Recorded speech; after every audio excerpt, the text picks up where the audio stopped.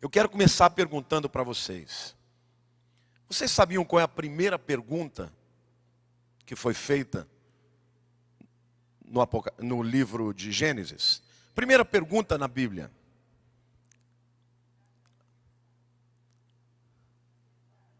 Adão, onde estás? Está lá Gênesis capítulo 3, versos 9 e 10.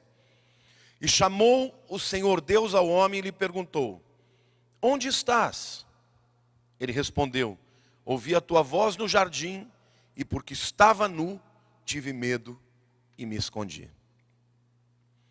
Adão sempre tinha comunhão com Deus.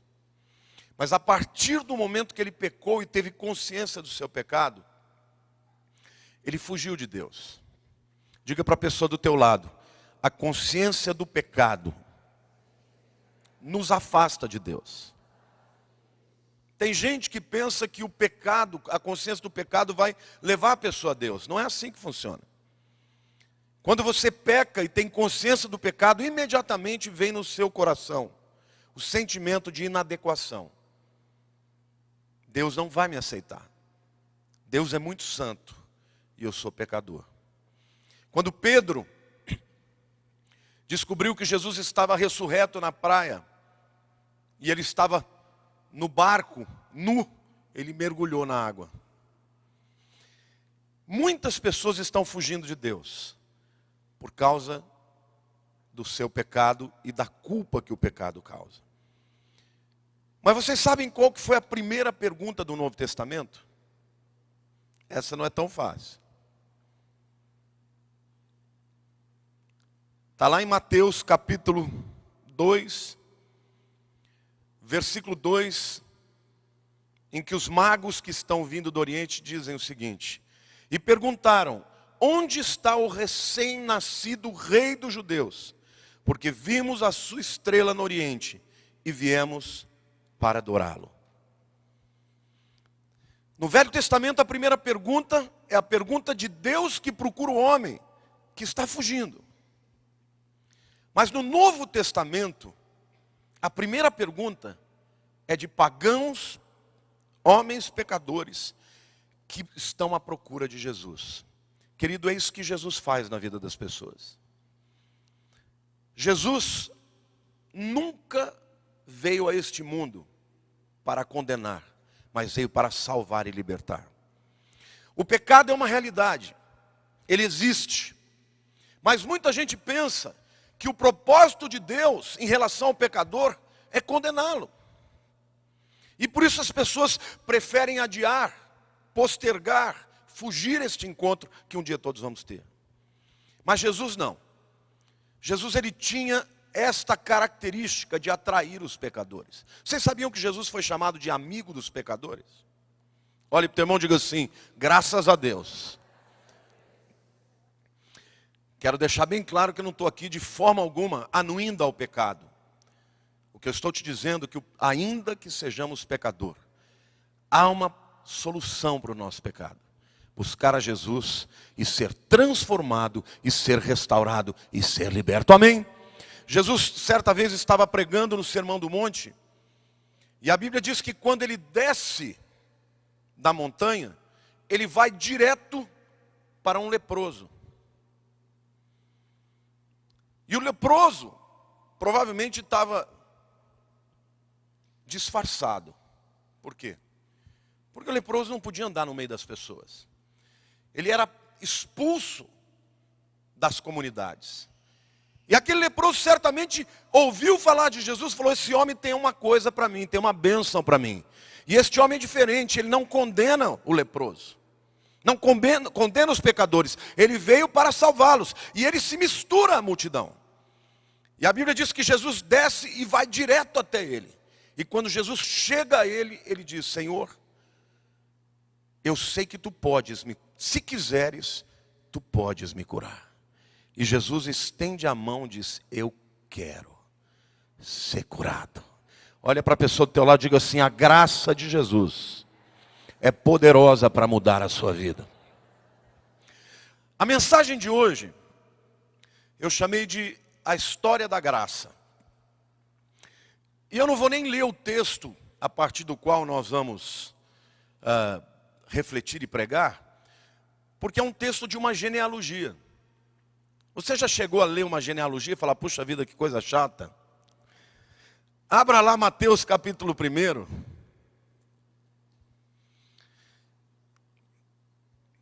Eu vou só ler um comecinho para você entender como é que vai ser os 17 primeiros versículos aqui de Mateus. Se quiser colocar aqui no telão. Livro da genealogia de Jesus Cristo. Filho de Davi, filho de Abraão. Abraão gerou Isaac, Isaac a Jacó, Jacó a Judá e aos seus irmãos. Judá gerou de Tamar a Pérez e Zerá, e vai daí para diante. Eu quero falar algumas coisas para vocês antes de começar a pregar. Dos 4 evangelhos, 2 deles começam com uma genealogia. Um deles é Mateus. Mateus escreveu para o judeu. E o objetivo dele era provar que Jesus Cristo é o descendente de Abraão. E, portanto, o rei dos judeus. Lucas escreve para os homens em geral, para os gregos. E a genealogia dele vai até Jesus, passa por até Adão, passa por Abraão, vai voltando até lá. Mas neste texto que nós estamos lendo aqui, ele tem algumas características peculiares. Por exemplo, vocês notaram que é só citação de homens. Não é isso? Com 4 exceções. Vai falando de homens e homens que geram fulano, que geram ciclano, e vai indo até chegar em Jesus. Eu fico pensando, essas 4 mulheres que foram mencionadas devem ser muito importantes, né? Se eu fosse escolher, eu ia falar de Sara. Sara está lá? Não.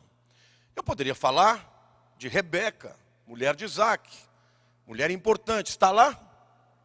Eu podia falar de Lia, mulher de Jacó, que suportou durante tantos anos o desamor do seu marido e ainda assim foi fiel.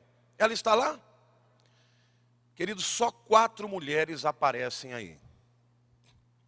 E eu quero mostrar para vocês que o Espírito Santo, ele citou as 4 mulheres mais improváveis, mais indignas aos olhos de um judeu. 2 delas eram gentias, 2 delas eram judias. As gentias, logo de cara, já deviam estar fora. Mas Deus propositadamente colocou o nome delas, porque Jesus não veio só para os judeus. Ele veio para os judeus e para os gentios. Ele veio para restaurar toda a humanidade. E para ele poder restaurar as pessoas, ele tinha que se identificar com elas. Amém ou não? Diga para a pessoa do teu lado, você também não é merecedor, mas a graça de Jesus te alcança mesmo assim. Amém ou não? Quais são as mulheres que aparecem na genealogia? A primeira delas é Tamar.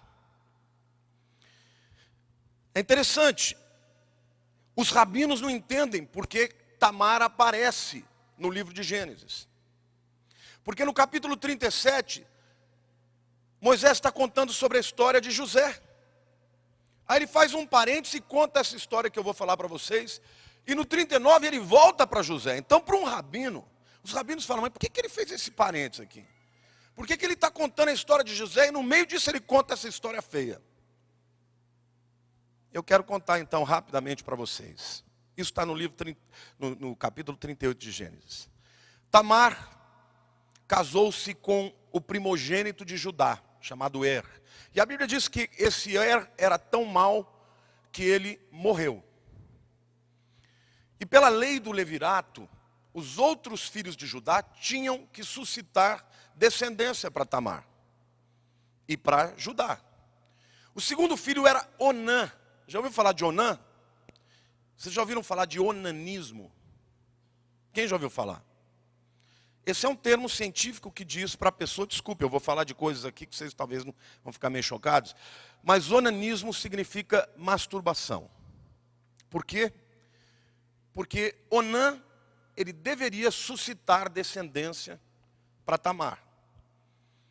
Mas ele ficava no bem bom, e quando chegava na hora do vamos ver, ele jogava a sua semente na terra para não gerar filho nela.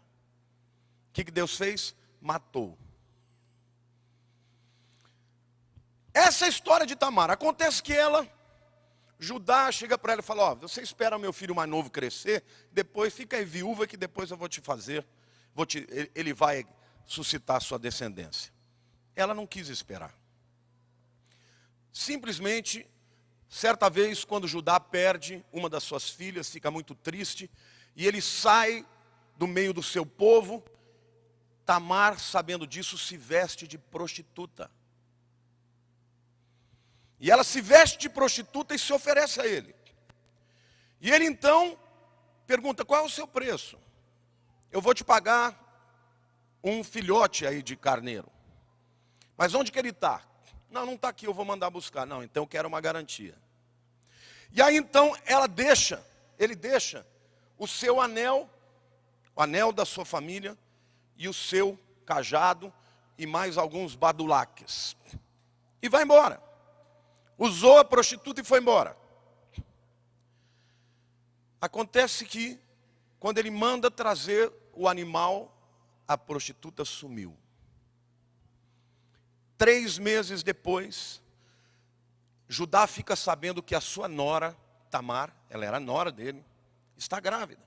E imediatamente, Judá manda chamar e fala assim, ela vai ser queimada. E quando trazem Tamar até Judá, Judá fala assim, o filho que eu estou carregando é da pessoa que é dono desse anel e desse cajado. Naquele momento, Judá descobre que ele tinha dormido com ela, na figura de uma prostituta. E aí ele diz assim, ela é mais justa do que eu, porque eu não suscitei a ela a sua descendência. Não a matou, e ela permaneceu até o final da sua vida, sem ter mais nenhum contato com Judá.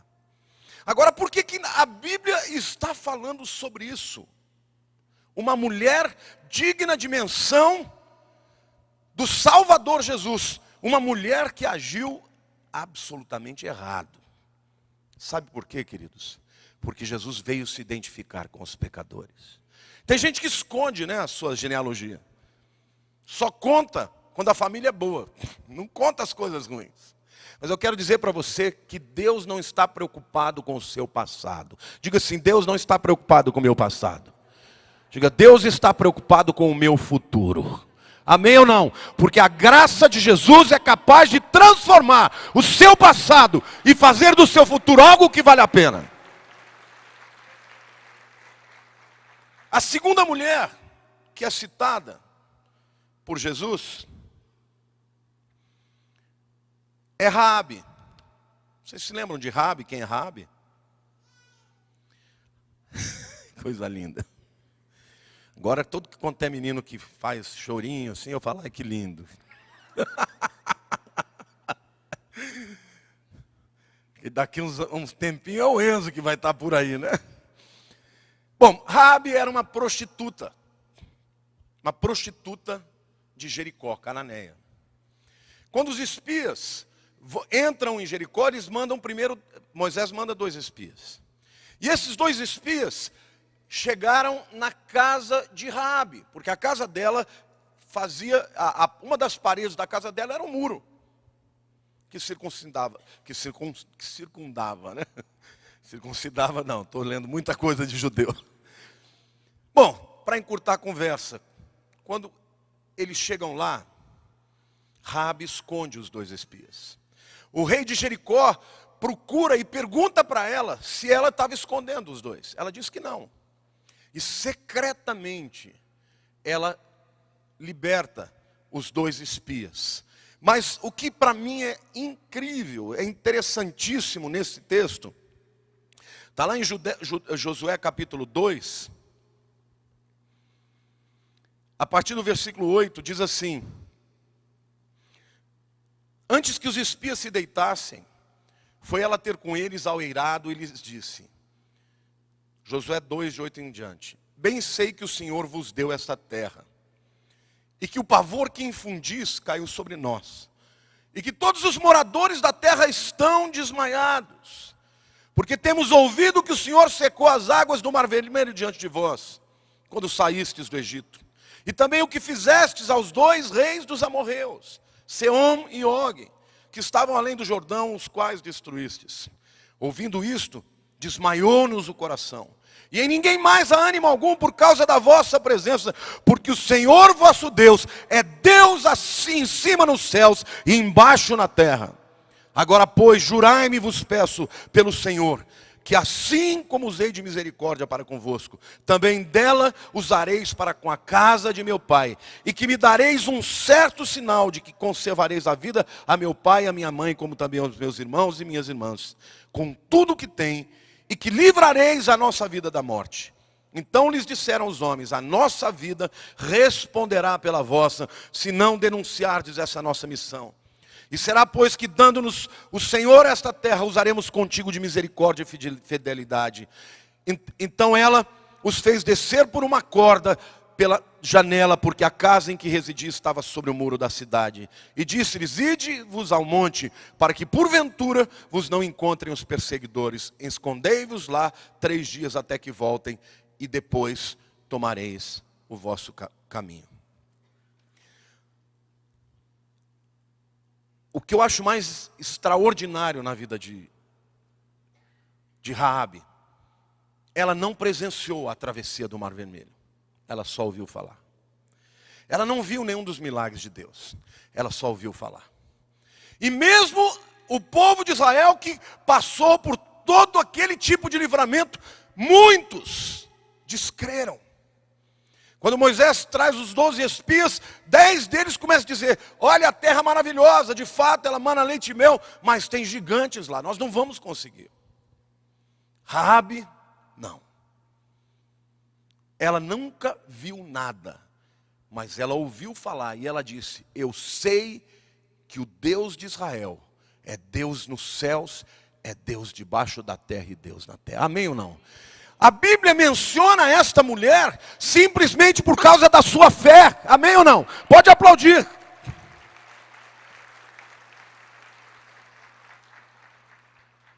Aos olhos dos escribas, dos fariseus, ela jamais poderia fazer parte da genealogia do Messias. Mas Deus olhou a fé. E querido, a fé está sempre ligada à graça. Diga assim: a fé está sempre ligada à graça. A Bíblia diz: pela graça sois salvos, mediante a fé. Isso não vem de vós, é dom, é dádiva de Deus, não de obras, para que ninguém se glorie. Mas a Bíblia não tentou esconder, muito pelo contrário, enalteceu. E você sabe o que aconteceu com Raabe? Ela se casou com Salmão. Salmão foi filho do principal capitão de Judá, chamado Nachon. Vocês se lembram, quando domingo passado eu falei para vocês, que quando o povo de Israel ia guerrear com os inimigos, eles perguntaram: quem vai adiante? Deus falou: vai adiante quem? Judá. Os rabinos dizem que o primeiro homem a pisar o mar aberto foi Nachon.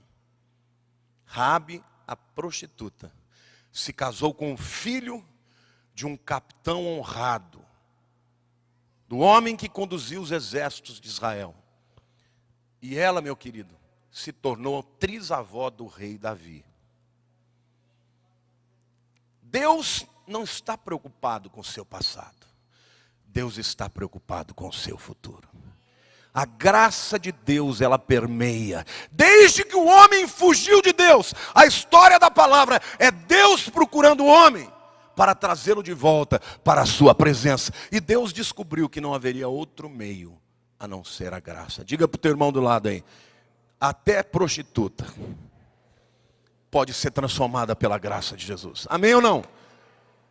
Se tornou uma mulher honrada. Vocês sabem que ela é também antecessora. Ela casou com Salmão. E qual é o nome do filho dele? Como?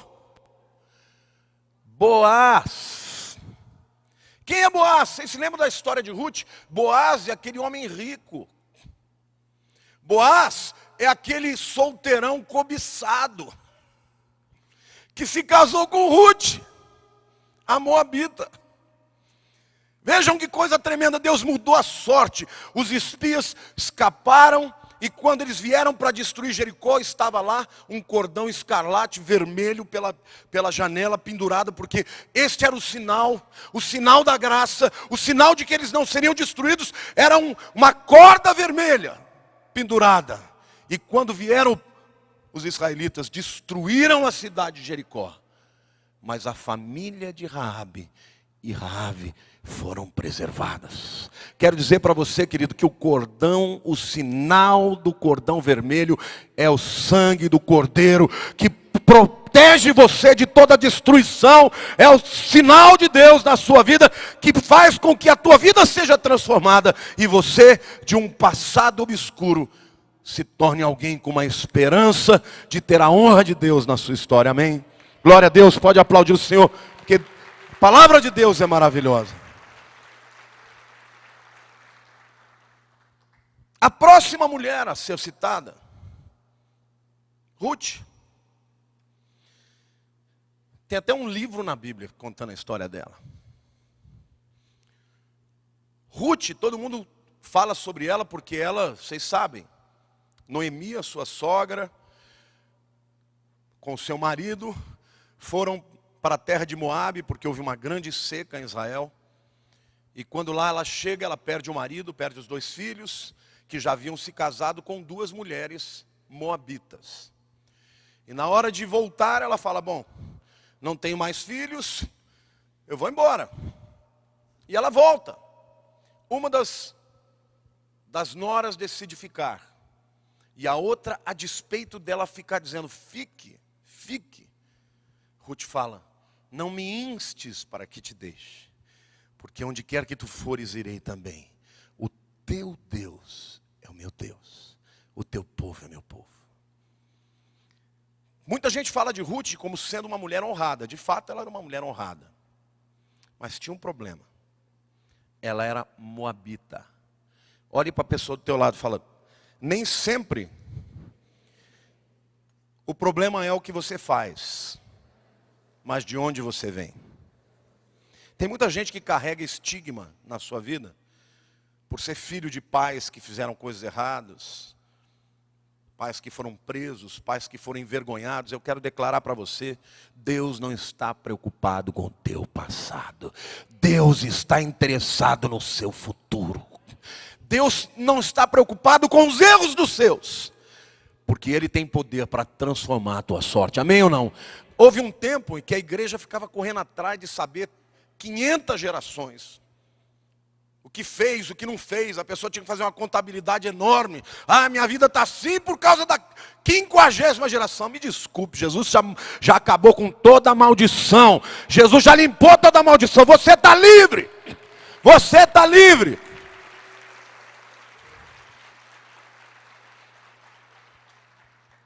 Ruth era moabita e eu quero mostrar para vocês a inadequação dela ser uma moabita. Deuteronômio 23, versículo 3. A palavra diz assim: nenhum amonita ou moabita entrará na Assembleia do Senhor, nem ainda a sua 10ª geração entrará na Assembleia do Senhor.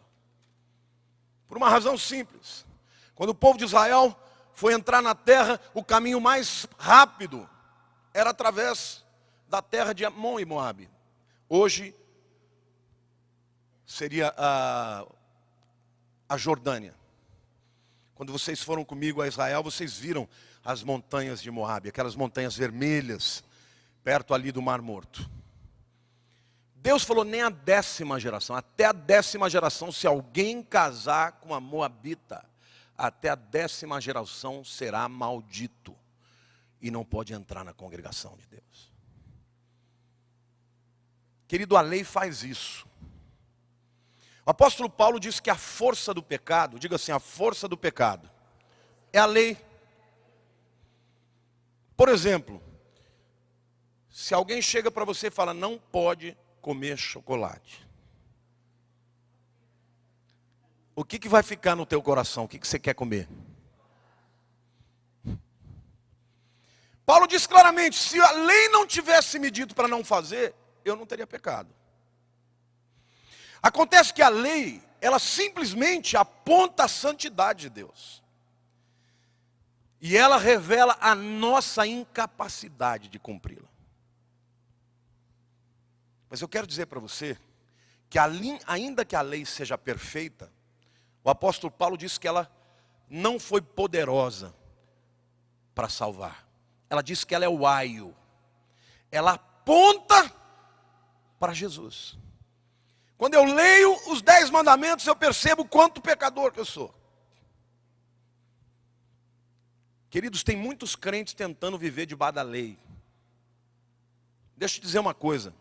Viver debaixo da lei é viver em frustração. Deus quer que você viva debaixo da graça. Porque a graça de Jesus é que te capacita a cumprir e obedecer a Deus. Porque Ele, Jesus, cumpriu a lei. O fim da lei é Cristo. A justiça de todo o que crê. A justiça que vem pela fé no Filho de Deus. Quantos aqui creem em Jesus? Querido, quando você crê em Jesus, todo o cumprimento da lei que Jesus fez, veste a tua vida. E agora você pode andar na graça. Tem gente que pensa que se você não estiver na lei, você vai para o pecado. Muito pelo contrário. Porque a lei que nos revela a nossa incapacidade de cumprir a vontade de Deus. E a graça é que nos livra do pecado. Amém? Agora, quando você olha para a vida de Ruth, uma mulher inadequada, uma moabita, uma mulher debaixo de maldição. Esta mulher é escolhida para se casar com Boaz, o remidor, o antecessor de Jesus. E ela não só é honrada, casa com o homem mais rico e se torna a bisavó do rei Davi. Amém ou não? Agora, gente, é incrível você ver que Deus só mencionou mulheres inadequadas. Quando ele está falando da genealogia de Jesus, quando eu preguei essa palavra, a Lília falou, essa palavra tinha que ser para o dia das mulheres. Eu falei, meu amor, vou convidar um monte de gente aqui para compará-las com uma prostituta. Eu falei, melhor não. Deixa eu falar para o povo que já é crente, para eles entenderem que nós somos estas mulheres. Amém ou não? Diga para a pessoa desse lado, do teu lado aí, você e eu somos pecadores. Você e eu estávamos irremediavelmente perdidos, mas Jesus Cristo veio de uma geração de mulheres e de homens imperfeitos, porque Ele veio para salvar a humanidade. Amém ou não? Aplauda o Senhor. Ele veio para nos resgatar. Para nos resgatar.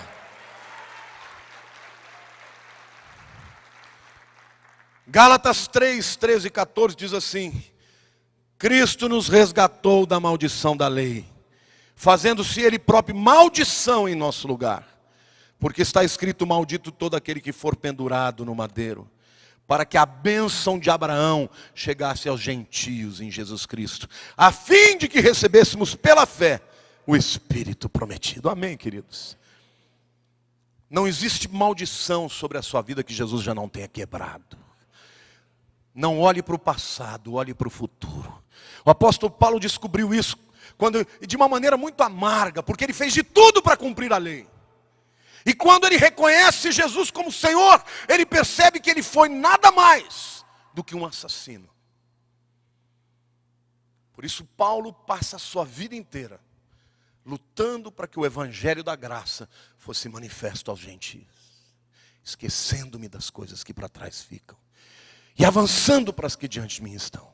Prossigo para o alvo, pelo prêmio da soberana chamada vocação de Deus em Cristo Jesus, nosso Senhor. Amém, querido? A Bíblia fala da graça. A história da graça é a Bíblia. O primeiro nome, digo o primeiro nome, que aparece no Novo Testamento, é o nome de Jesus. Diga para o teu irmão assim, a Bíblia conta a história de Jesus. Diga assim, a graça de Deus tem nome, e o seu nome é Jesus, amém ou não? Sabe qual é o último nome que aparece no Novo Testamento? Jesus. E sabe no meio de que frase? A graça de Jesus Cristo seja com todos vós. Querido, você foi chamado pela graça para viver na graça, para experimentar a graça. Não olhe para os seus pecados. O diabo quer sempre que você olhe para os seus pecados, porque ele quer te afastar de Deus. Mas Jesus era como uma abelha no mel. Onde ele andava, os pecadores estavam atrás. Quantos aqui amam Jesus? Sabe por que Jesus é tão tremendo na tua vida? Porque ele fez isso por você. Ele veio para os doentes, porque os médicos não precisam os sãos não precisam de médico. Amém? Primeira mulher, portanto, Tamar, diga Tamar, se prostituiu, enganou o seu sogro para alcançar o seu objetivo. Segunda mulher, diga Raabe, diga prostituta de profissão, mas que creu com uma fé genuína no Deus verdadeiro, e por causa da sua fé foi salva. Diga terceira mulher, Ruth, uma mulher amaldiçoada, estrangeira, moabita, se torna uma mulher honrada, resgatada, antecessora do rei e do Senhor Jesus. Amém? Sabe qual é a quarta mulher? Betseba ou Batseba. Já ouviram falar de Batseba? Nome Batseba. Bat é filha. Sheva é o número 7. Filha do sétimo dia. Filha do Shabat. Uma judia. Mas um dia de boa família. Ela era neta de Aitofel, um dos principais conselheiros de Davi.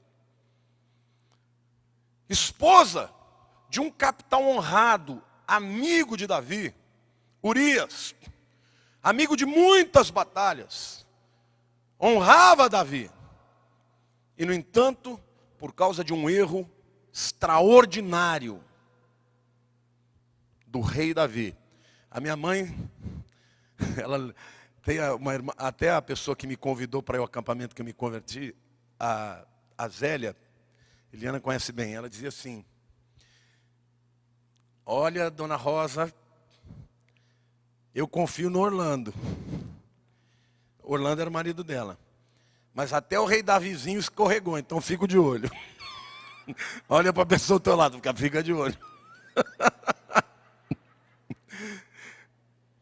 E a minha mãe falava isso para Lília. Lília, até o rei Davi. Até o rei Davi caiu, fica de olho. Mas o incrível nessa história é que quando Betseba peca com Davi, porque Davi, vocês conhecem a história, não estava nas batalhas, fica um tempo descansando, e quando ele está no alpendre do seu palácio, ele vê Batseba tomando banho, se encanta por ela, e acaba deitando com ela e engravidando ela. Pela gravidez, tanto ela seria apedrejada quanto ele. Mas é óbvio que ele, como rei, podia se safar. Então, ele manda que Urias volte e se deite com a sua esposa. Porque naquele tempo não tinha DNA, não tinha o programa do ratinho.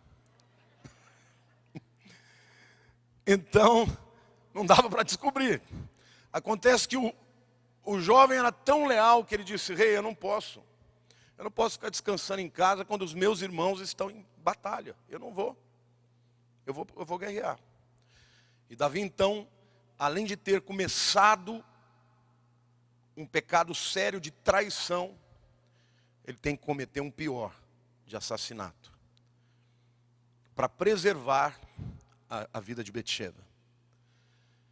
E vocês sabem, ele manda que Urias fique na frente campo de batalha e manda que num certo momento os soldados que estão lutando ao seu lado se retirem para que ele seja morto. O rei Davi, o homem segundo o coração de Deus. E ele se casa com Batseba. Davi tinha várias mulheres. Davi tinha Mical, Davi tinha Abigail, né, esposa de Nabal, vocês se lembram da história. E ele se casou com Batseba. Agora eu pergunto para vocês, de onde nasceu o Messias? Foi de Mical, filha do rei? Quer nome melhor para você ter como antecessora do rei uma mulher de sangue real? A primeira esposa foi Mical. Foi Abigail, uma mulher honrada.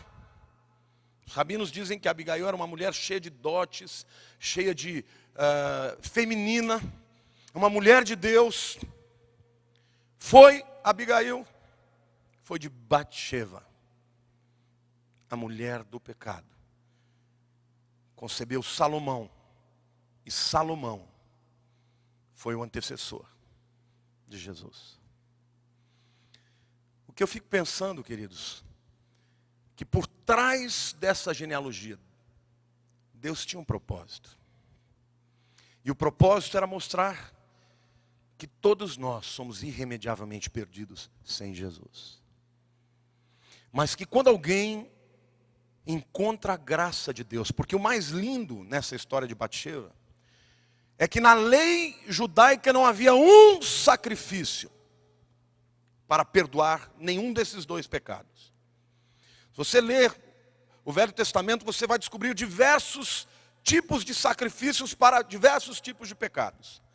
Mas para adultério e para assassinato só tinha um jeito: morte. E Deus é tão misericordioso que quando o apóstolo Paulo vai escrever o livro de Romanos, ele cita no capítulo 4 a graça. Ele fala de Abraão, que creu e isto lhe foi imputado por justiça. E cita Davi. Porque antes de haver qualquer escape, Davi descobriu que o arrependimento genuíno gera o perdão. E a graça de Deus sobrepuja a lei. Amém ou não? Você pode aplaudir o Senhor e dizer: eu creio.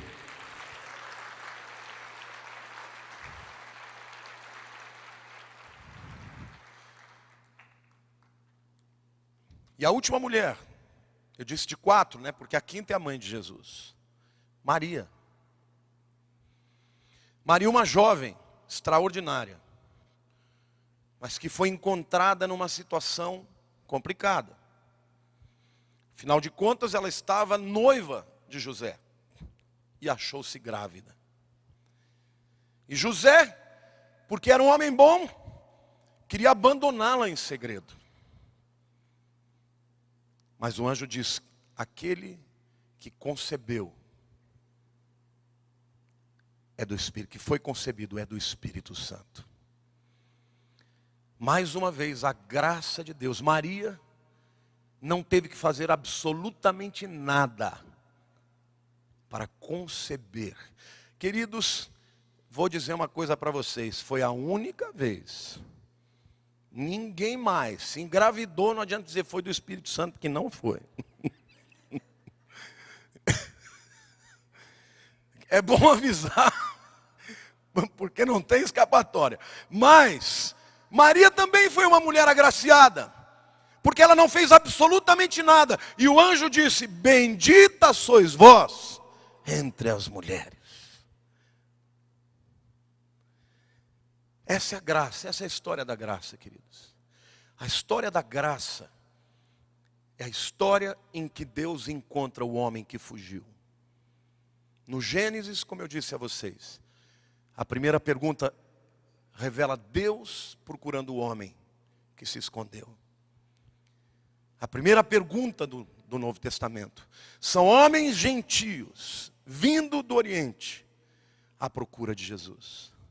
Isto mostra claramente que quando Jesus entrou no mundo, a graça de Deus entrou no mundo. E no momento que a graça de Deus entra no mundo, as pessoas deixam de fugir a Deus e começam a correr para Deus. Amém ou não?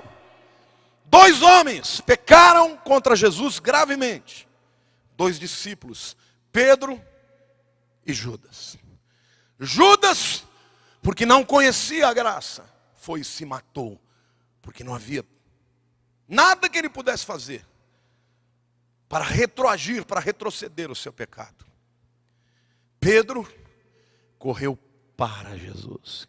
Querido, eu quero te dizer hoje que Jesus é santo e Ele quer te liderar a uma vida de santidade. Mas eu quero te dizer que não fuja de Jesus, porque a graça de Deus é encarnada, é Jesus, e Ele está aqui para te chamar e para transformar a sua vida. Não importa o seu passado, Ele está interessado com o seu futuro. Amém? Você crê nisso? Viver na graça é extraordinário. Viver na graça é reconhecer o amor de Deus a despeito de mim. Somente a graça de Deus pode mudar a nossa vida. Somente a graça de Deus liberta. Eu quero terminar essa palavra. Nós vamos ter a ceia. Dizendo para você que esse é o chamado de Deus para você. O seu chamado é falar da graça. Sabe aquela pessoa que você acha que jamais vai se converter? O pecado dela não é maior do que a graça. Viva a graça. Creia na graça. Pregue a graça. Porque Deus vai te usar para as pessoas se aproximarem de Jesus. O apóstolo Paulo diz assim: Moisés trouxe a lei, mas a graça e a verdade vieram por Jesus Cristo. Que coisa interessante. Moisés trouxe a lei, mas a graça e a verdade. Notem que a verdade está do lado do quê? Não diga, a verdade está do lado da graça. No original, é algo muito interessante. A graça e a verdade veio no singular e não no plural, através de Jesus Cristo. A nossa língua portuguesa corrigiram, né? Se fosse Pedro, até dizer, não, Pedro ele era iletrado, então ele podia cometer erros de grego, mas Paulo não. Sabe por quê, querido? Porque graça e verdade são uma coisa só. Você não tem a verdade sem a graça. Você não tem a graça sem a verdade. A lei veio por Moisés, mas a graça, que é a verdade, veio por Jesus Cristo. Amém ou não? Conhecereis a verdade. Diga, conhecereis a verdade. Diga, que é a graça e a verdade vos libertará. Se pois o Filho vos libertar, verdadeiramente sereis livres. Você, na graça de Jesus Cristo, está livre. Livre da culpa do passado, livre dos pecados, livre dos demônios, das cadeias. Você pode andar em liberdade através da graça de Jesus. Amém? Aplauda o Senhor, diga, eu creio. Eu creio.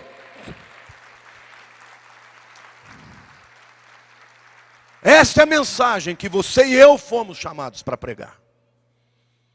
A mensagem do amor de Deus. Feche os seus olhos.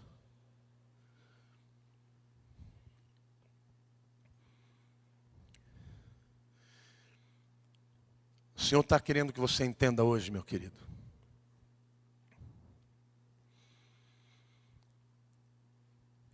Que não importa o seu passado. Tem muita gente caminhando na vida, olhando para o passado. E o Senhor está te dizendo hoje, olha para mim. Jesus tocou no leproso, e a lei proibia. A lei dizia que se alguém impuro tocasse no impuro, ficava contaminado. Mas Jesus tocou o leproso e ele não se tornou impuro. Ao contrário, ele purificou o leproso. Eu quero dizer que quanto mais você buscar Jesus, mais você vai desenvolver santidade, e alegria, e liberdade, e vai caminhar de glória em glória, porque esta é a vereda do justo, como a luz da aurora, que vai brilhando até ser dia perfeito. Mas Deus quer que você saiba que o que Jesus fez por você é suficiente. Não ande por culpa. Caiu, pecou, confesse, se arrependa, mas receba pela fé o perdão de Deus, porque Ele te chama para estar perto de você. Se você entrou aqui hoje, e você muitas vezes se sente indigno de estar na presença de Deus, ou por causa dos seus pecados do passado, ou por causa daquilo que você vive hoje, de alguma cadeia, isso muitas vezes está te afastando de Deus. E hoje o Senhor está dizendo: onde você está? Onde você está? Que você possa a partir de hoje dizer: Senhor, onde o Senhor está? Porque eu te quero. Onde está o Rei para que eu possa adorá-lo? Deus está te chamando para uma vida de adoração, para uma vida de comunhão, para uma vida de santidade. Deus está te chamando e está dizendo: venha do jeito que você tiver, porque eu te aceito. Se você quer hoje entregar tudo aquilo que te impede de estar na presença do Senhor e dizer: eu quero andar na tua presença, Senhor, todos os dias da minha vida, quero pedir para você ficar de pé no teu lugar onde você estiver. Eu vou orar por você.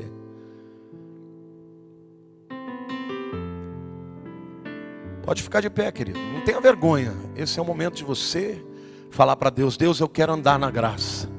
Eu não quero mais andar debaixo de peso. Eu não quero mais andar debaixo de culpa. Eu quero andar na graça do Salvador Jesus, em nome de Jesus. Pai, eu quero te agradecer pela graça do teu Filho Jesus. Eu quero te agradecer, Senhor, porque cada uma destas pessoas, entre as quais eu me incluo, Senhor, já foi alcançada pela graça maravilhosa de Jesus, pela graça extraordinária de Jesus. Senhor, em nome de Jesus, que as mentes da tua igreja sejam limpas de toda acusação, de toda culpa. Porque por melhor que sejamos, não é isto que vai nos levar à tua presença. O que nos leva à tua presença é aquilo que Jesus fez. Põe a mão no teu coração e diga: Jesus, eu aceito a tua graça. E eu vou andar nesta vida, na tua graça, no teu amor. Em nome de Jesus. Amém.